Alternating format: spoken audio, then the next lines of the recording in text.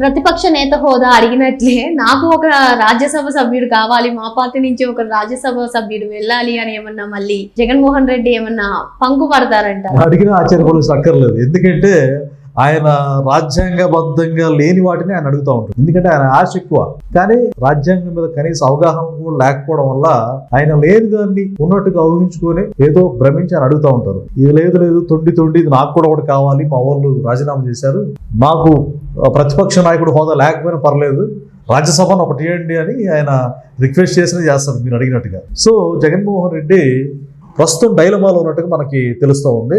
ఈ ముగ్గురు రాజ్యసభ సభ్యులైతే మాత్రం 3 పార్టీల నుంచి జనసేన, బీజేపీ కూడా టీడీపీని రిక్వెస్ట్ చేసి అడిగారు. నాగబాబు గారికి అయితే దాదాపు కన్ఫర్మ్ అయినట్టుగా మనకు సమాచారం అంతా ఉంది. డెఫినెట్ గా చంద్రబాబు నాయుడు గారు అలయన్స్ లో ఈక్వల్ గా ఆయన ఈక్వేషన్స్ మొత్తం కూడా ఎవరు బాధపడద్దు, ఎవరు అప్సెట్ అవ్వద్దు అని ఒక రకంగా పార్టీతో ఒక హెల్దీ కమ్యూనికేషన్ పెంచుకుంటూ వెళ్తున్నారమ్మా. ఫ్యూచర్ లో ఇదే కమ్యూనికేషన్ మరో 5 ఏళ్ళు కూడా ఉండొచ్చు అనేది మనకి తెలుసు.